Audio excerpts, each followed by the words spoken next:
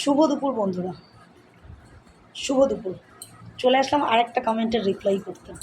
মানে মাঝে মাঝে মনে করি আমি কমেন্টের রিপ্লাই করব না, তো কিছু কিছু কমেন্ট এমন আসে যেগুলো রিপ্লাই না দিয়ে থাকাও যায় না। রিপ্লাই না দিলে মনে হবে যে না, ওদের কথাগুলো আমরা সায় দিচ্ছি। ঠিক আছে, সকালবেলা তোমরা নিশ্চয়ই দেখেছো আমি আমার গাছের মানে আমাদের বাগানের গাছের পাকা কাঁঠালি কলা দিয়ে একটা ছবি পোস্ট করেছি। সকালবেলা কলাগুলো কার্বাইড দিয়ে পাকানো ছিল, তো সকালে দেখলাম সব পেকে গেছে। তো কলাটা পোস্ট করেছি ছবিটা, যে তোমরা কি কেউ কলা খাবে, আমার গাছের বাগানের গাছের পাকা কাঁঠালি কলা বলে আমি ছবিটা পোস্ট করেছি। তো দীপ মণ্ডল নামে একজন পোস্ট করেছে, রাতে হচ্ছে না, দাদা পারছে না।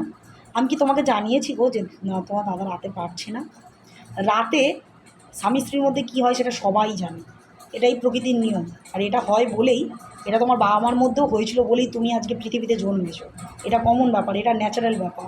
ঠিক আছে, এই ব্যাপারগুলোকে নিয়ে সবার সামনে তুলে ধরাটা কোনো বড় শোভনীয় কাজ নয়। তুমি মনে করো না যে এই কমেন্টটা করে তুমি খুব বড় একটা কোনো কিছু হয়ে গেছো। ঠিক আছে, তো যদি রাত তোমার দাদা না পারতো তাহলে আমার আজকে দুটো মেয়ে হতো না, তাই না? সোজা বাংলা ভাষা।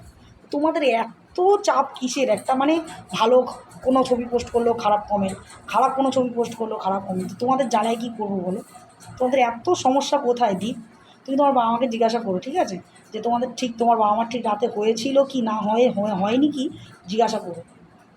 হয়েছিল বলেই তোমার আজ জন্ম হয়েছে। ঠিক আছে, ঠিকঠাকভাবে কমেন্ট করো, ভুলভালভাবে কমেন্ট করো না, বুঝেছো? কোনো কিছুর সাথে সব কিছু তুলনা করে দাও কিসের জন্য? ঠিক আছে, সব কিছুর সাথে সব কিছু তুলনা করে দিও না, সব কিছুর সাথে সব কিছু তুলনা হয় না, বুঝেছো? আশা করি বুঝতে পেরেছো।